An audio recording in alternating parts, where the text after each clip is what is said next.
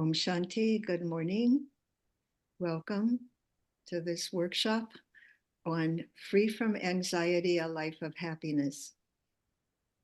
We had a workshop on this topic last month, and people had said it was valuable for them and they would like a little more information. So this is part two of the workshop. And we'll repeat a couple of things that we did in the first workshop. One is we will start with some breathing exercises, and then we'll set an intention, which is a really important beginning of any kind of a project that you take on, is to start by having an intention. So as a little bit of a background on this, why this and why are we talking about anxiety in a meditation center? This workshop is about the combination of spiritual techniques with knowledge from other disciplines. So for example, we will combine, the focus is on spiritual techniques, but they have to be grounded in a multidisciplinary foundation. And so we will have some practices that come from the field of yoga, and we'll also refer to some research. A lot of research has been done on how the body and the brain either respond to or create feelings of anxiety. And so the focus is, how do I get the body, the brain, and the soul, the mind, to work together cooperatively so that we can reduce anxiety and increase calmness. And our focus is to increase the state of peace. Why do we focus on peace? Because peace is a natural state of the soul. So we don't have to learn anything new or create anything new. We just have to know how to access that place of peace within. And the more peace we have in our consciousness, the less anxiety we will have. The two, peace and anxiety, cannot coexist. And for this workshop, you'll need a notebook and a pen. So get one right now if you don't have it. And also, it's good to be free from distractions. If you can put your phone someplace else, that would be ideal, or close your phone so that you don't have the temptation to look at it. If you're able to turn your camera on, because I will ask you to participate. And when your camera's on, you feel more that you're really taking a workshop. You're part of this workshop. And also, I ask you to be willing to share, because in a workshop, everybody learns from each other. And one note I want to make about anxiety before we start, and that is that anxiety happens around good things as well as bad things. It's not just that I have anxiety because I have to go on an interview, but sometimes when we are taking on something new or we're doing something that we haven't done before, anxiety can come up. And these are possibly very good things. It would be very good for us to go ahead and do these things. So we want to be free from anxiety so that we can move forward and do things that make a better life. And so our approach is that peace is our natural state of being. Anxiety is not a natural state. Anxiety is learned. But peace is a natural state. So the focus today, on the first workshop, we went into some causes of anxiety, some ways that anxiety is expressed. And if you did not attend that, but you would like to see what happened, it's posted on our YouTube channel. And this one will be posted as well. But peace is our natural state. So when anxiety comes up, anxiety is kind of a foreigner in consciousness. We don't want to fight anxiety because it will fight back. Fighting anxiety will not make anxiety go away. So instead, we want to strengthen peace. And that's going to be our focus in this part two, is what kind of practices, simple practices, ideally daily practices, can we engage ourselves in so that we strengthen peace so that anxiety does not crop up as frequently as it had in the past. And also, when anxiety comes, it's not so intense and we can remove it more easily. And we'll review a little bit about what we talked about. Just very briefly, we'll review what we talked about in our previous session, and then we will go on and, as I said, really focus on the practices today. Feel free to ask questions at any point, and I will ask you questions. Feel free to answer. And so now I'm going to share my screen with you again. Here we are.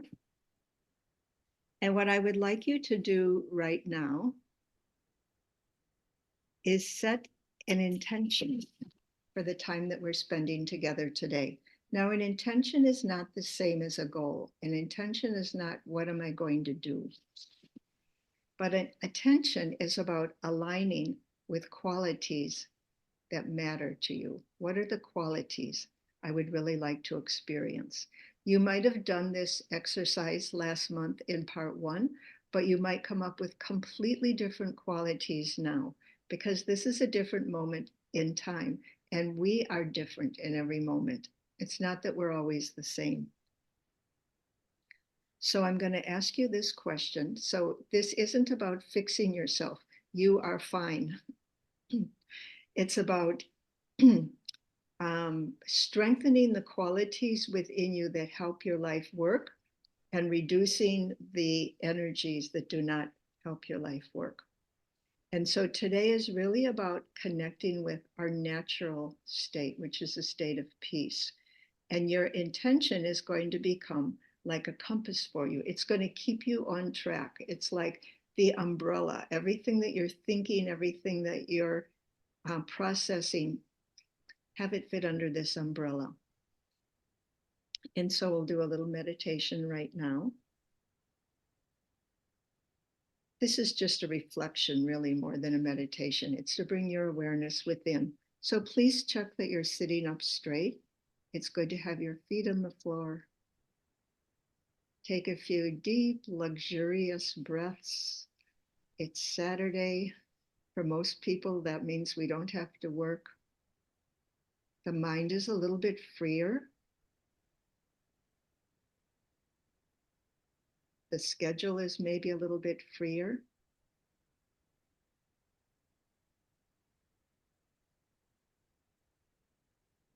And now bring your awareness within to this inner being.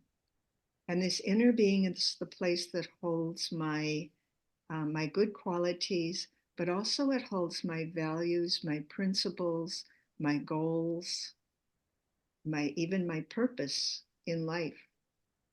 These are contained within this inner space.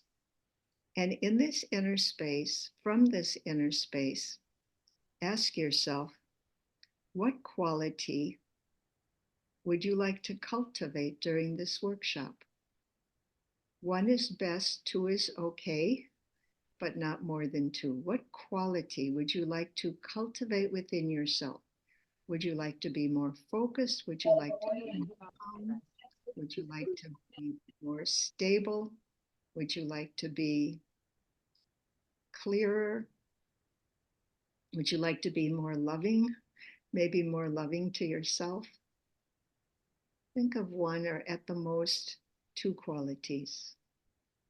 And then write that in your notebook. This is your anchor for the day, your intention. And as you write it, writing is an action and it empowers us to write down what we intend. It makes that intention stronger when we write it.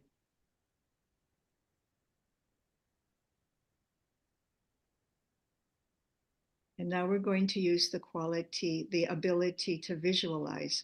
And visualizing also makes things stronger for us.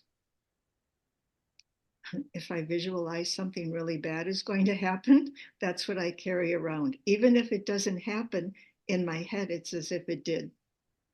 So what we're going to visualize your day to day with this quality being present, really strongly present within you, whatever it is. See yourself, visualize yourself full of this quality.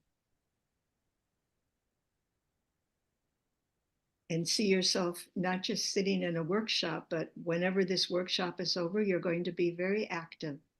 See yourself being active and also exuding this quality.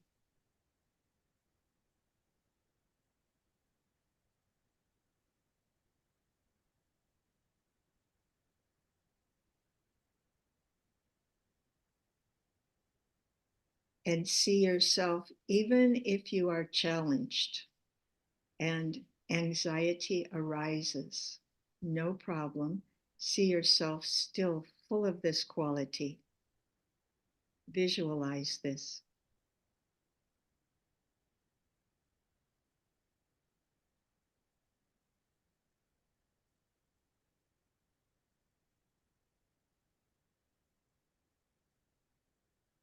And as you visualize, you're transferring this image from the mind to the brain. And we will differentiate between the mind and the brain in a moment. Both have to record this message. First, the mind, and then the brain.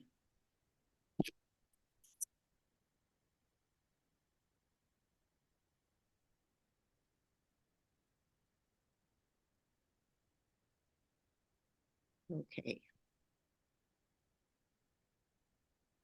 So you all got a quality that's going to kind of be your anchor for today? Does anybody want to share what your quality is? You can unmute and share if you like. I'll share first. Sure. The quality is patient, Patience. and yeah, and then the other one is taking care of myself. Good. Patience was the one I chose also. Anybody else want to share? Be more calmer Okay. and peaceful. Mm-hmm. Good. Pias, do you want to share? Yeah, to think clear. To think clearly. Yeah. To have some clarity. Have clarity. Good. So there's various ways that we initiate a new habit. First, it has to start at the level of the mind. And then from the level of the mind, we have to bring it into action. Now, writing it's kind of a simple way, but that's one way of bringing it into action. Then it becomes stronger. Then we have to give some kind of a language that the brain can understand. The brain can understand images. So then we get the brain involved. And then when we speak it, that's also putting it into words, verbalizing it is also strengthening. So little steps that you go through. And if you make an intention for the day and there's nobody around to tell your intention to, you can just say it out loud to yourself. And that also helps to strengthen it. So now that you have your intention, we're going to review a little bit. Let me go back. We're going to review a little bit what we talked about in the last session. So first things, we talked about the roots of anxiety. And we said that anxiety stems from identifying with things that are temporary, which is really everything in the physical world. And so we tend to identify with the roles that we play. So, for example, I'm a teacher, let's say, I'm a meditation teacher. I identify with that role. And then everybody else around us, we define according to their relationship with me. So if I identify with the role of being a teacher, then I say all of you are my students. You all belong to me, you're my students. I'm not thinking that after this workshop is over, you've got a whole life ahead of you. See, I'm only thinking of you in terms of how you relate to me. So if you don't behave the way that I want my students to behave, I can get very anxious.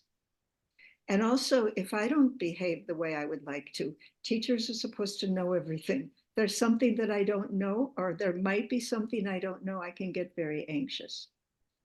If you don't like the course, I can get very anxious. So anxiety comes from identifying with these things that are temporary aspects of ourselves. I wasn't always a teacher. I won't always be a teacher.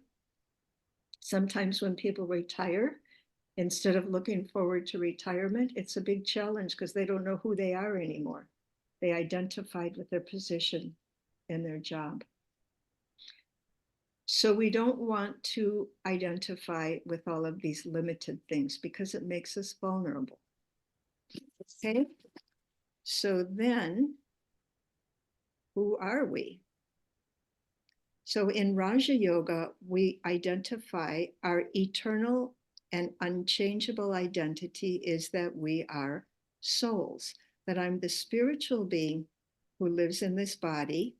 And as long as I'm in this body was named Mary, and this body was given a life. As long as there is a soul in it, at some point the soul will leave and the body won't have a life anymore. But I will still be. So the soul is eternal and imperishable. It always is. It was before I got in this body, and it will be even after I leave. The soul is a being of light. We say light is because light is a very refined form of energy. So spiritual light, meaning it's not a light that you can actually see, but it's as if people talk about being enlightened. And people say, oh, I see the light. And it means understanding, the light of understanding. And of course, a soul also is a being of peace, love, wisdom, truth. These are eternal qualities of the soul. And so the soul is very different from the body. The body is carbon-based, just like the chairs that we're sitting in. Body is pretty much the same as the chair, except it's got more water. But the soul is completely different. And so the seat of the soul, where does the soul reside? It's right in the center of the forehead, between the eyebrows. Now we can't see the soul, of course, because it's not matter, but we can feel ourselves think here. And then the soul is like the driver of the body. Sometimes the soul becomes a slave of the body. So we don't want that. Soul is the master, not the slave. And so just as a driver controls a car, the soul can direct thoughts, emotions, actions, all kinds of things through the body. And that's the beauty of having a body, is we can do that. Oops, went to the wrong slide. Okay. So this is who the soul is. And if we can shift our awareness from all of the various roles we play in life, all of the various hats that we wear, if we can take off all the hats and see, I am this eternal being of light, then I have all kinds of options at every moment. I don't have to narrow myself by thinking, well, what would the teacher do right now? What would the meditator do right now? What would the consumer do right now? But within souls, there are eternal qualities, and pretty much the same qualities within every soul: peace, love, bliss, wisdom, power, purity. These are the eternal qualities of the soul. And so this is what we want to identify with if we want to reduce anxiety. Anxiety is about identifying with things that are temporary. From a spiritual perspective, that's what happens. I have to go on an interview. I get all anxious because I'm thinking, what will all of these people think of this character named Mary? Will the character named Mary give the right answers or not? And so if I think of myself as a soul, I, the soul, am in this body. And right now I'm playing the part of this character named Mary. And I, the soul, am going to go into this interview and I'm going to use this body to play the best part that I can at this moment. And then let's see what happens. Because the soul is eternal, the soul has absolutely nothing to lose. If I identify with the character named Mary, I've got a lot to lose. You might not come to the next workshop. The character named Mary loses students, or the character named Mary loses my self-esteem if I don't do the right thing, or the character named Mary loses my self-respect, or the character named Mary could lose use of this body, all kinds of things. But the soul has nothing to lose. The soul is eternal. The soul is going to play a part in this body, and then it's going to leave, and eventually it will get another body and start all over again. So the soul has nothing to lose, but the soul has lots and lots and lots to gain. I can gain experience. I can gain learning. I can discover my own good qualities. I can explore those qualities and use them in life. Lots to gain and nothing to lose. So that's a little bit of what we covered last time we had the workshop. So what we want to cover today is, how do we use soul consciousness in order to strengthen peace? How do I use this awareness of myself as a soul in order to strengthen my experience of peace? So as I said, anxiety is simply an absence of peace. And if we can connect to some source of peace, feel the flow of peaceful energy, then the anxiety will subside. Just as when your phone is out of charge, you've got to connect it to something and then it functions again. Soul is the same way. If I'm being overtaken by anxiety, that's the soul is malfunctioning. So within the soul, there is a mind. And when we talk about the mind is not part of the brain. The mind is part of the soul. And so our thoughts and our feelings originate in the mind, and then they influence the brain, and then the brain influences the body. So we have to have this cooperation between the mind. There are other organs in the soul. Besides the mind, there's also an intellect. And the intellect is the part of the soul that has the ability to see the difference between a high quality thought and a low quality thought, a true thought and a false thought, an appropriate thought and an inappropriate thought. Intellect has the ability to do all this. The mind doesn't. The mind is just a screen, like this screen that you're all looking at. We're all looking at a screen right now. The mind is like a screen, and thoughts, feelings, memories, etc. appear on the screen. The intellect has the ability to decide what's worthwhile and what's not worthwhile. And then also within the soul, there's the memory bank. And this is where most of our thoughts come from. They come bubbling up from my memory bank. So for example, we start the workshop. I see Donna frequently on Zoom.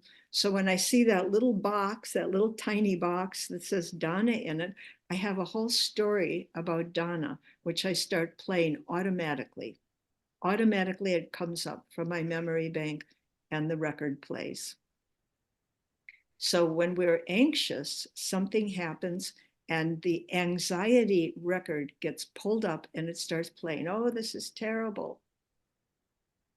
So we have to play a new record. We have to create a new record.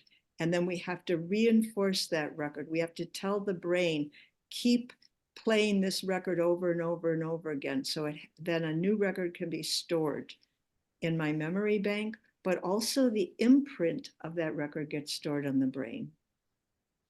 And then the brain will control the body on the basis of whatever record whatever instructions it's following. So that's a simple explanation of consciousness. So we need a source. When we're in anxiety, we need a source of peace. And there's two main reliable sources of peace that we can tap into. One is the peace that exists within the soul, because there are these records in the soul of whatever happened to me yesterday and the day before and 50 years ago, all of these records. But there are also the eternal records within the soul. And the eternal records are the recording of the pure quality of peace. The purest form of peace is recorded in the soul eternally, and also the purest form of love and the purest form of bliss. And the soul loves this purity. This purity is the original programming of the soul. And from this original programming, when we are influenced by this programming and we're doing things on the field of action, we can kind of take this pure energy and we can invoke our virtues, and we can be compassionate and kind and humorous and light and responsible and honest. All of these virtues become possible because of this original pure programming of the soul. And so that's the easy, reliable way to get peace, is to go within the soul, find my way inside to that place of peace and experience that peaceful energy. And we'll practice that together today. And then the other source, an even more powerful source, is to get peace from the most peaceful being, the one we call God or the Supreme. This being who has all of the qualities in their purest form and never loses sight of them like we do. A being who's eternally peaceful and loving and wise and compassionate and caring. So we can connect soul to soul with that being. And we can then draw the energy, the pure energy from that being. So that's the second source. And we'll practice that as well. We'll practice accessing the peace that is within the soul, and we'll practice accessing the peace that is in the eternally benevolent being. Okay, that's what we're going to do today. Any questions or comments so far? No. Hi, Mary. Yeah. I was going to take the slide, the first slide that you shared, and it was too late. You put it down already. Is that okay? Send you all of the slides. Shall I send you? Sure. Show you all the slides, and then you don't have to go back and forth trying to take pictures. That sounds great. Okay. Thanks. Okay, so just as we did at the beginning of our practice in the last session that we had, we're going to start with some breathing exercises for a simple reason, a couple simple reasons. One is that watching the breath helps to quiet the mind. And the second reason is breathing according to certain simple patterns helps to reduce anxiety. And so there's two parts of the nervous system, right? And the nervous system, actually, there's nerves that control the breathing. There's one big nerve called the vagus nerve, which goes down to the chest. And that nerve makes the heartbeat and it makes the diaphragm move down so that we can breathe. Give me just one moment, Pias, okay? I don't want to get into too great of explanation, but so the inhale activates the whole nervous system. The exhale relaxes it. So we're going to do a breathing exercise that focuses on the exhale because we want to relax The part that activates, if there's anxiety going, the anxiety can tell the nervous system, this is really terrible. Something terrible is happening. And the whole body says, yeah, run, fight, do something. And we don't want this. Mhm. Because there's nothing out there usually. I mean, maybe your house is on fire, you've got to run out and call 911.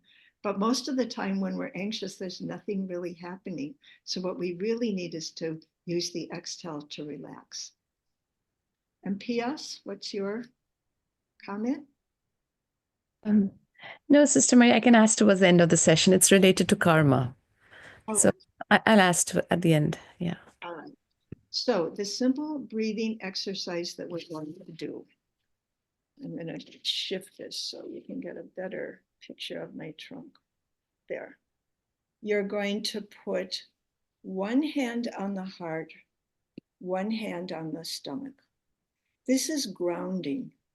We're grounding the body.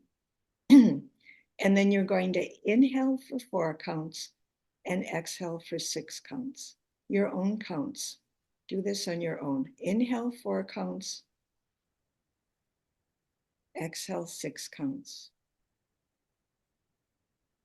And watch the breath.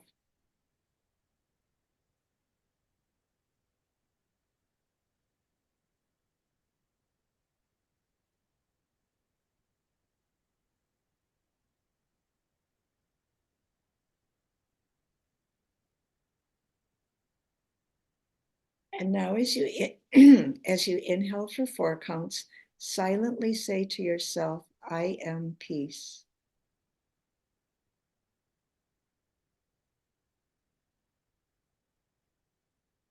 And as you exhale for 6 counts, silently say to yourself, I am light.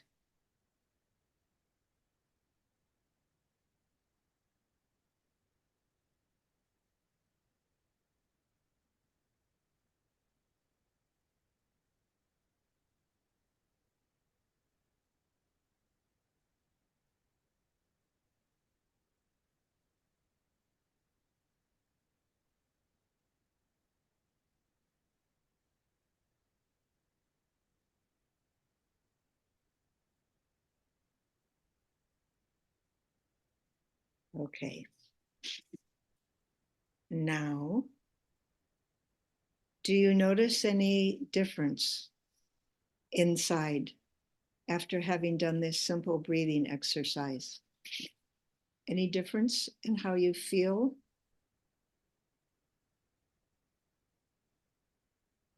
Anyone notice any difference?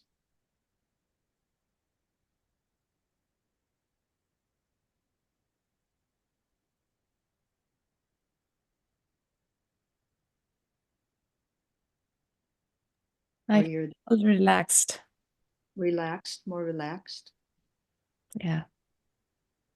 Anyone else? I'm being quiet because I feel more calm. I don't know if that's why everyone else is being quiet. You're traveling and still feeling calm. Good. So it's a simple way of shifting our energy. It makes our energy more calm and quiet. It reduces any energy that could be the energy of anxiety or the energy of disturbance or the energy of anger. Many different ways our energy can get disturbed. And so focusing on the breath, especially focusing on the exhale, it brings that energy of stillness. And so it's kind of a first step. Now, you might be somewhere where you can't actually put one hand on your heart and one hand on your stomach. So don't put both of your hands on your legs. And that's also kind of grounding, grounding my energy, having the hands connected with the body. Hands aren't going to do anything right now. They're not going to fidget. I'm not going to scratch my head or anything. Grounded, and then do this breathing exercise. And this is a first step towards reducing anxiety. But the methods, the 2 methods which we're going to look at, it's really one method that has a couple of applications. And we call it the remembering method, remembering. And the remembering method means we're going to remember important things that we have forgotten. If we could remember these things, then we would be fine. So, for example, if you go out and you, let's say you go out and you forget how to find your way home, you'd be in a lot of anxiety, right? Nowadays, people have GPS. But if you don't have a GPS, you forget how to go home. That's going to create a lot of anxiety. But if you know how to get home, there will be no anxiety. And if you go to the bank and you want to do a transaction and they say, let me see your ID, you don't have your ID with you. So as far as they're concerned, you don't exist. They don't know who I am. I can't prove who I am. That can put you in a state of anxiety as well.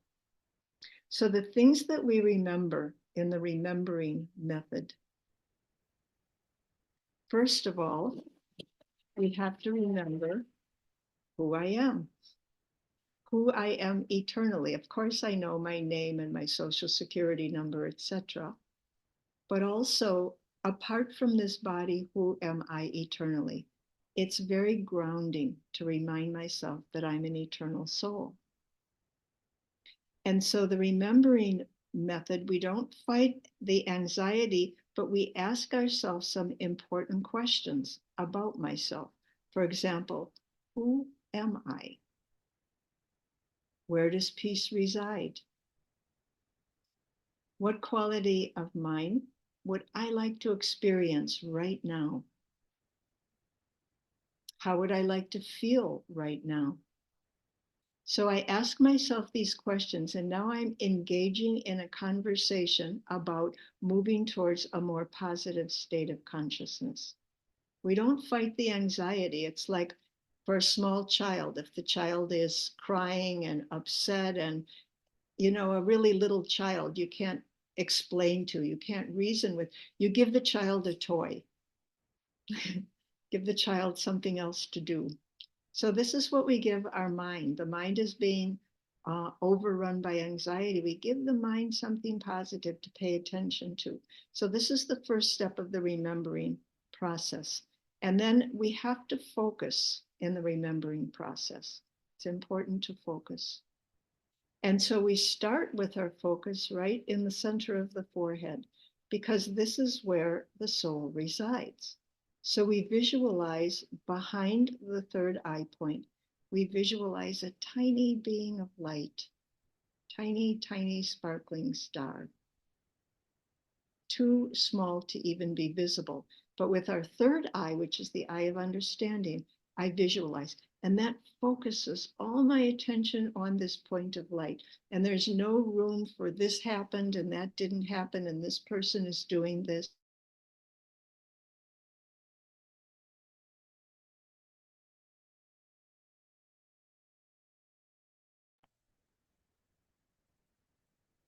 I'm a problem.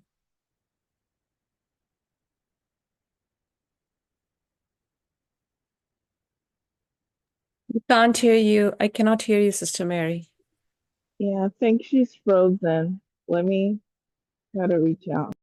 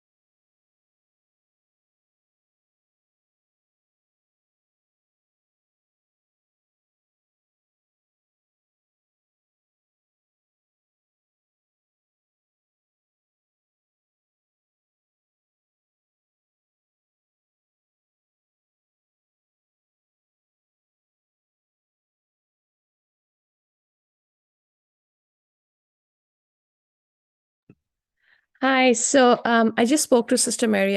Oh, there she is back. Okay. So back in the saddle, I lost my internet connection for a moment. Thank you for your understanding. And we were just about to go on to the second place of focus. The first one I said, center of the forehead. The second one is we're going to focus on a place beyond all of the problems that we have or ever will have. And that means we've got to get our focus out of the material world. So we're going to focus on God's place because God isn't part of this world. God would be in another dimension, a dimension that's peaceful, that's full of light, that there's no problems, no difficulties. There's nothing there. It's just blissful. And so I'm going to now share my screen with you again. And let's look at this. The abode of peace, we could say the most peaceful place where the Supreme Soul resides. So if we see this place as this big red space that surrounds the world, and of course it doesn't have any borders, it just keeps going on and on and on. And we call him Param Dham, which means the supreme abode. And it's a place of pure golden red light. There's no time, there's no sound, there's no action.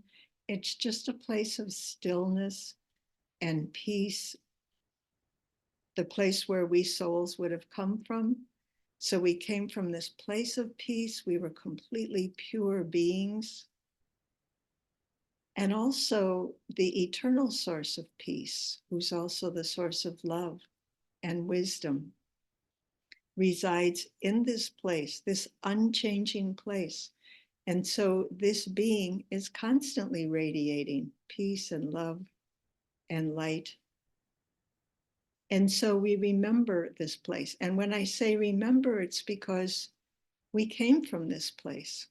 So we have the memory somewhere of having just been souls, little beings of light, and of having been very close to God. So this is our second focus. First, we focus here in the center of the forehead, and then we focus beyond the material world. And then the third focus that we do, from our focus on the soul, from the focus on the place of light, next we focus on that being who is the source of light.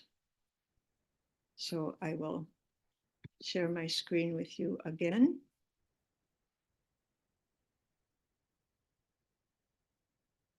So now, who is this being? We can't see God. And so we think of God as just pure light, beyond birth, which means never comes into a body, and beyond karma, which means a being who never performs actions because this being doesn't have arms and legs or a mouth. But this being is the purest consciousness. So the source of true knowledge, peace, love, happiness, and a being who never wastes energy. And so this being never loses power. And we can put ourselves through the power of the mind, we can visualize ourselves in the company of this being and being filled with peace and light. And then we can start better understanding what it means to be a soul, an eternal being.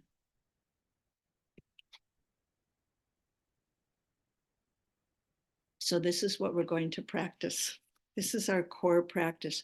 We call it the remembering method. Okay, give me one moment.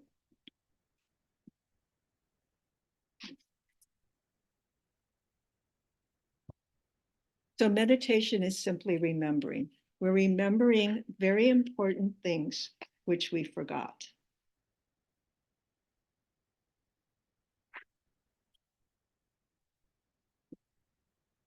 And to do this remembering now.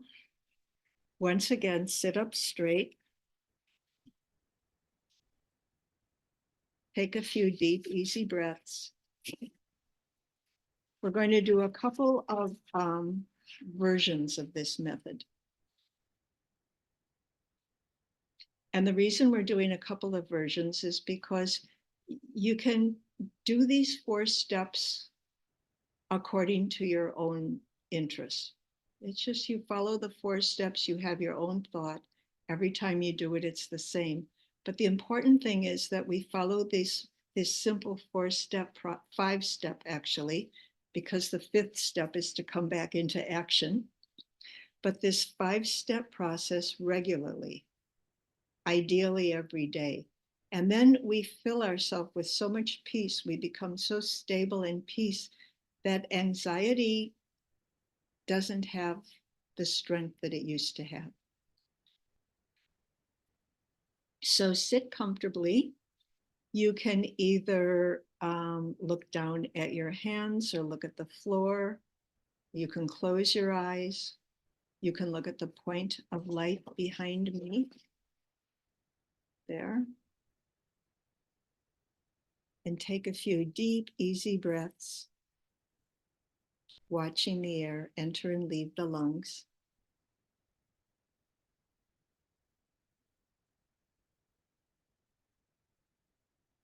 As you exhale, let the body become light.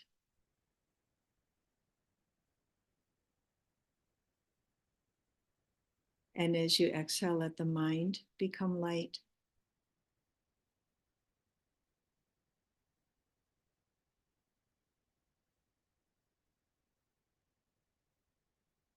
And now bring your awareness to the center of the forehead, the place where the soul resides. Visualize yourself, the inner being, as a tiny, radiant point of light.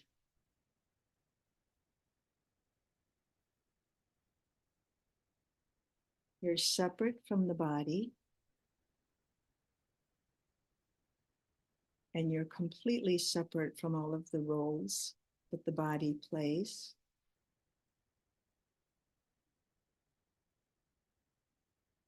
You're beyond worries.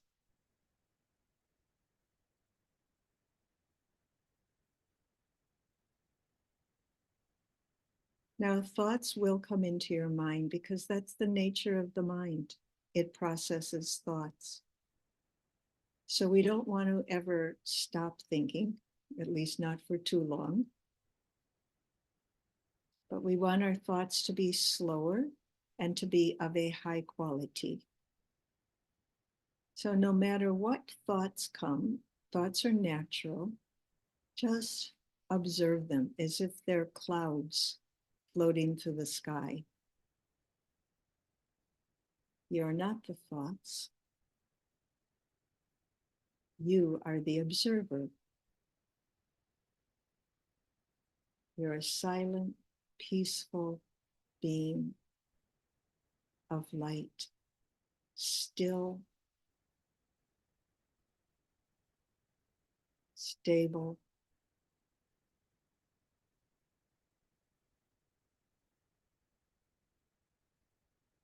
Now, as you settle into this awareness of yourself, gently lift your consciousness beyond the physical world.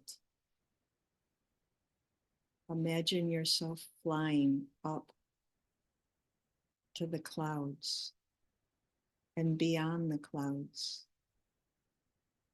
and even beyond the stars and beyond the noise of the mind and beyond everything that we call the universe.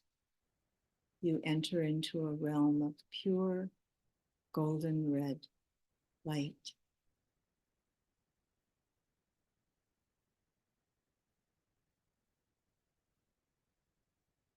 In this vast field of light above you is an infinite source of light and energy. The Supreme Soul,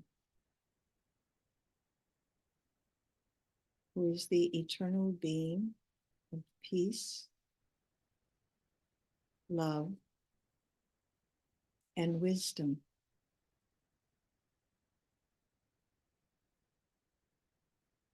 And you're not asking God for peace because you are peace, but you are recognizing and claiming the peace that is already yours. It's already within you. It's your personal resource.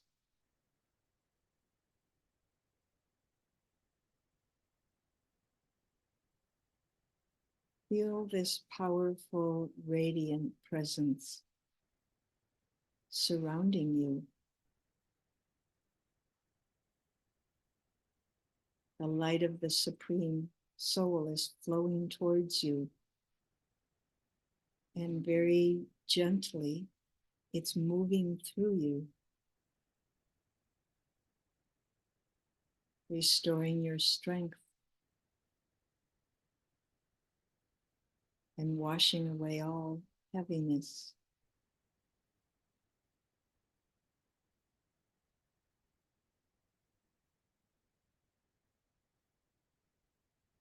Now, focus on one quality that you would like right now, quality that would really help you right now. And you can go back to your intention if you like. If your intention was peace or love or clarity, bliss, strength, just focus on that quality. Again, we're not asking for anything because all of these resources exist within the soul.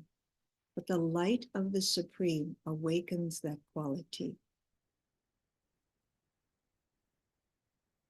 If the quality that you would like is peace, feel waves of stillness entering your mind and dissolving any tension in your mind.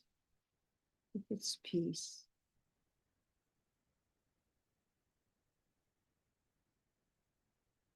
If the quality you would like is love, experience warmth filling your heart and warmth replacing any feeling of emptiness, a vibrant warmth. It's love.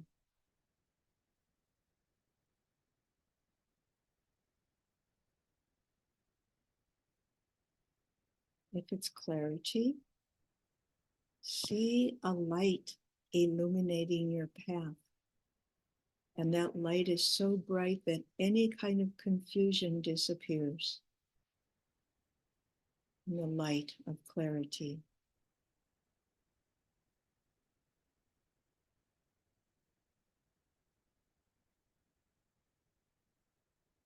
If what you would like is strength, sense an unshakable power that is within you. It's there within you. And this core of power is making you steady and fearless.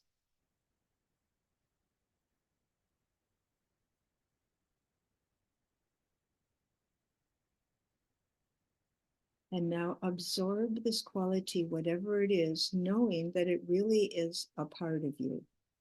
You're bringing it out into the open of your mind. You're acknowledging it, and then absorb it.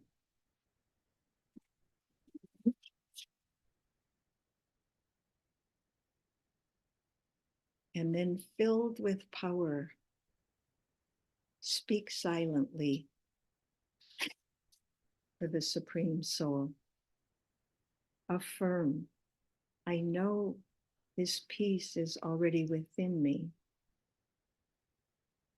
but I want to experience it fully by connecting with you.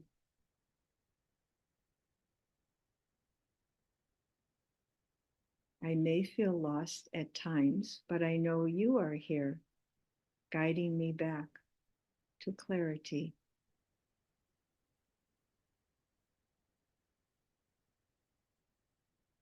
I release all worries into your light. I am safe. I am loved.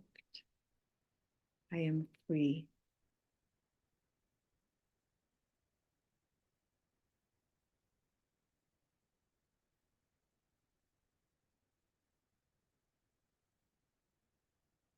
And now feel the gentle response from the Supreme Soul.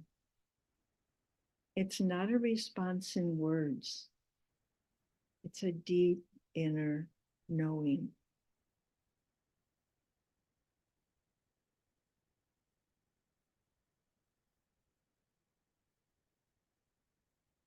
Now your awareness is not on receiving energy, but on radiating it. You are radiating the energy of the quality that you would like. So you're not thinking about peace, you are peace. You're not searching for clarity, you are clarity.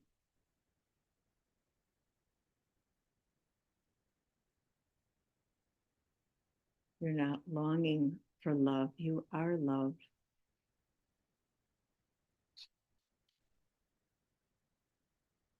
This is your true nature. And you don't define yourself by anxiety or stress or doubt. None of those are who you are.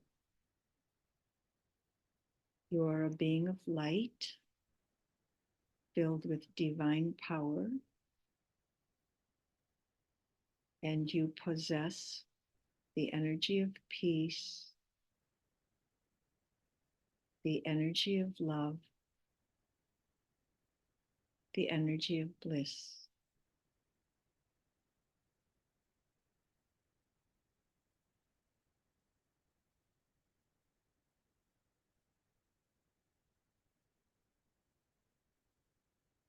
Now, bring your awareness back into the present moment.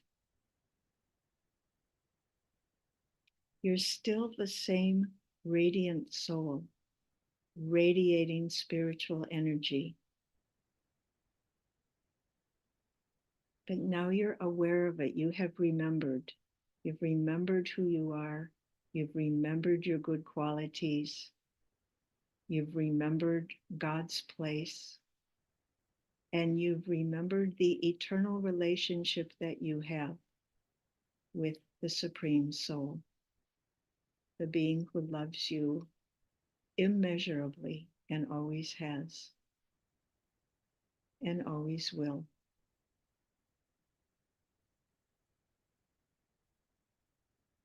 Silently affirm to yourself, I am a soul eternally connected to the Supreme Soul.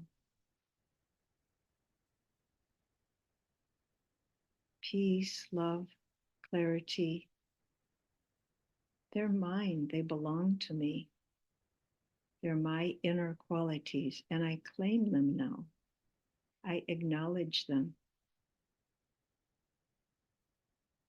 Wherever I go, I carry this divine light with me.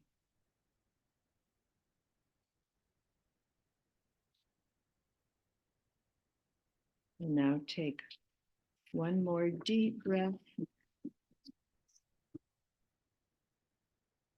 See yourself anchored in peace and connected with the Supreme Soul. Om Shanti. I am peace.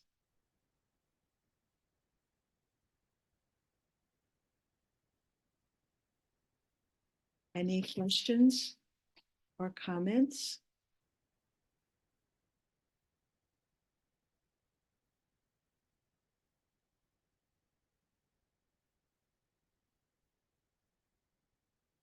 Okay. So now oh, somebody have a comment? Hi, this is Shushan.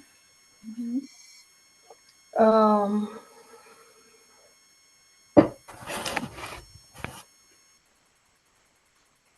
I am having some trouble that doing that meditation, and it's because that it's a I'd like to share a quick personal experience that I got really sick 2020, not COVID, but I didn't go to the hospital for a long time because I never went to a hospital. So I actually pretty much not here, and then went up to the place that you Mary described with the light, and nothing, just everything was being taken care of. So the difficulty was doing the meditation was um, my personal experience of getting so sick, and was really painful that have so I kind of related to going to that space with a lot of pain. Yeah. But then, of course, going there has no pain at all. And yeah, Well, and then go what ahead. you experienced was a metaphor of life in bodies on Earth. You experienced the metaphor. The metaphor is that now you were extremely sick, but here we are in bodies on Earth. We're having these different kinds of pain and suffering and sorrow and confusion and anger. And then we go to the other place and it's completely different. And so the difficulty for you now is that the two extremes are in your brain associated the two of them together. So Okay. to now train your brain to recreating this experience and maybe recreating it in a slightly different way. You did it naturally. And I'm really happy you brought this up because remember, I called it remembering. We're not doing anything different. We're just remembering. But when you remember, memories get pulled together and you have to be able to separate those memories now and just focus on the memory that you could call the silver lining. People say when you have a difficult situation, look for the silver lining. And the silver lining for you was you got to have a glimpse of another reality. That helps. So it's something I think that will happen. On the one hand, you already have an experience of what we're doing, but on the other hand, that experience is knit together with something, and you need to unknit, you need to separate and just focus. And so I'm going to jump ahead to one of the points I wanted to make in conclusion, which is that every moment we have a choice. It takes a great deal of focus and concentration and faith and will in order to exercise that choice and choose peace. But as we keep doing that over and over again, as we keep choosing peace, we become stronger. Peace becomes more of a habit, ideally, we want it to become our default, which it was in the beginning. The very beginning, peace was natural for us, and we have to now make peace natural again. Thank you for sharing that. Would anyone else like to share?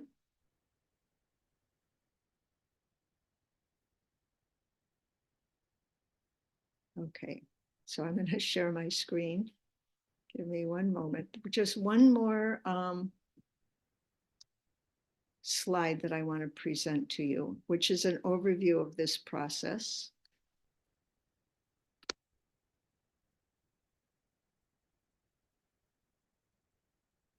So we call this the divine anchor process. So the first step is we give ourselves some kind of a physical, we have to engage the body, first of all. And so one is one hand on the heart, one hand on the stomach. But if you can't do that, if you're someplace in public, maybe you can just put two hands on your, if you're sitting, put your hands on your thighs. If you're standing, put your hands at your side. So somehow you feel grounded. That's the first step, grounding myself, the anchor process. The second step, simple breathing. 4 count inhale, 6 count exhale. Just do this 5 times, maybe 4 or 5 times. And then this continues to bring us closer to a state of peace. And then the third step, now you're going to engage the mind. I connect with the supreme source of peace. Your mind is stating, remember I said we have a choice. You are exercising that choice. I connect with the supreme source of peace. The fourth step is that now you visualize yourself in that place with the supreme source of peace, a being. We say visualize because it's a being who doesn't have a picture, an image. There's nothing to see. But we visualize, we understand with the mind, I'm at that place. And we spend just maybe 15 or 20 seconds just being filled with that light. And then the fifth step, very important, is now we take that awareness. I'm a soul being flooded with energy by the Supreme Soul. And then I do something physical. I take some action. That might mean I take a step, or it might mean I smile at somebody, or it might mean I pick up something, but I do something physical using that awareness. And this anchors us. So there's this anchor process. The anchor process is what we do kind of as an emergency mode, or maybe even if we know we're going into a stressful situation. If you're going into a meeting and the meeting is going to be stressful, you just take a couple of minutes and do this anchor process first. And then the final, the fifth step, the action that you take might be to take a step towards the meeting. If it's a Zoom meeting, it means, okay, I put my hands on my laptop. I say, I, the peaceful soul, am now ready. Okay? And I can send this to you if you, I can actually send all of you, if you like, the PowerPoint from today. But if I forget you, you have to send me an email and remind me. I think I have all. Mamta, I'm not 100% sure that I have your email ID. I think I do. If I don't send it to you, you send me an email and remind me. Okay? Sure. Thank you. So we have a daily practice, which is the practice we did together. And then we have this kind of emergency practice. And so again, what we're focusing on is establishing peace, not fighting anxiety. And what is your question, Pias? I'm going to go on to a different topic now, so I'll take your question now. Well, this was not related to anxiety directly, Mm-hmm. but sometimes it might, in a way, anxiety, it can trigger anxiety. Mm-hmm. When we do something, we receive that, right? I mean, that is, so if I'm nice to someone, I mean, the other person is usually nice to me. Or the other way, if I'm not nice, the other person may not be nice, right? But then if somebody is not nice to me, I mean, then I think we are said that we should not, um, you know, f- uh, we should not think about the past and we should move on and not give a return blow. Now, but in terms of karma, when I'm not nice, I do not get nice, good results. I am punished for that. So why does that happen? I mean, was my question very clear? So if somebody's not nice to me, Right. um, Right. I am still not supposed to be bad to that person. I mean, I'm not saying it to me properly, but I should forget the person's bad actions because that is making my heart heavy or my soul heavy. Well, But here's how I interpret that. I simply say whatever happens to me at some level, I created it. I don't know how. So if somebody treats me rudely, if somebody steals something from me, no matter what it is, at some level, I created it. Something nice happens to me also, I say, at some level, I created it. Let me create more experiences like this. So to just forget, sometimes that actually means suppress, and we don't want to suppress. So I feel if somebody treats me badly, if I accept that somehow I'm responsible for this, then what should I do? I did something wrong. And so rather than focusing on what this person is doing to me, I focus on what did I do that was wrong and what can I do about it now? And so what I can do about it now is if sometime in the past I treated this person badly, and I might know that I actually did. I might say, yeah, actually, I've had a lot of negative thoughts about that person. Or maybe I don't know. But it's a new person it that could it could be a new person, but it could be that I had negative thoughts about somebody else. So I say, let me have good wishes for this soul. May you be peaceful. May you be happy. I see you as my friend. Because then we will not create what we call karmic chains. And a karmic chain is this person treats me badly, then I treat the person badly, then they treat me badly again, and it goes on and on and on. And there's a tremendous positive reward for breaking a karmic chain. Mhm. So always my attention is on myself. That's the way I look at it, that the most productive thing to do is have my attention on myself, not just say, oh, well, I'll just forget about this.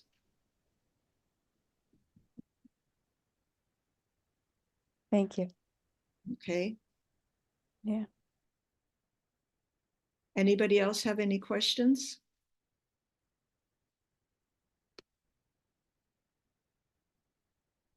Okay. So the last thing, and Shushan, I got your email ID. Thank you for sending that. So I want to talk, and this is a little bit about karma also. Karma simply means action. And so what are the actions that I can take in order to decrease anxiety? And the one that I want to mention is about food, because sometimes when we're anxious, we eat. Let's see if I can get this there. Sometimes when we're anxious, we eat, and we probably will not eat healthy foods. We probably will not pick up an apple, but we'll eat junk food. And that junk food can potentially make us more anxious because there's a lot of research about additives in food and how it agitates us, and low quality food, how it agitates us. Too much sugar agitates us, caffeine agitates us, many different substances that are going to increase our anxiety. So if we can focus on a plant-based diet, that supports a healthy nervous system. Nervous system means the brain, the spinal cord, and all of the nerves that, control the body. If we can eat a plant-based diet, that's the first suggestion I have. And then the second part is if we can eat peacefully. And that means don't have a lot of heavy conversations while we're eating. Have as little conversation as possible. Don't have distractions like television, and don't have your telephone. When my family gets together for holidays, half the people bring their phone to the dinner table, and they're constantly looking at the phone. So you can't be with your relatives who've maybe flown in from California to be with you and you're looking at the phone. So try to eat peacefully, free from distraction, and have positive thoughts, peaceful, positive thoughts. So this is one aspect, what we can affect anxiety as well as other forms of mental disturbance. And the other point which I made, but I want to reiterate right now, is in every moment we have a choice. And if we can exercise that choice, it's empowering. If I say to myself, in this moment, I choose peace, even if I'm not completely peaceful, even if the anxious thoughts or the angry thoughts are still coming in my head, if I'm telling myself, I choose peace, that's empowering. That's it. That activates a sense of spiritual power within me. I'm not a victim. I'm choosing peace. And if we consistently choose peace, it becomes a habit. And so to be truly free from anxiety in life, we have enormous inner resources. We have to be aware of this. We are eternal beings. We're beings of goodness. We have great, great, great resources which become stronger through practice. If we can reinforce this identity that I'm really full of resources, this reduces anxiety. And then the second awareness is that there is a supremely benevolent being who's available to support us, love us, guide us, and give us strength.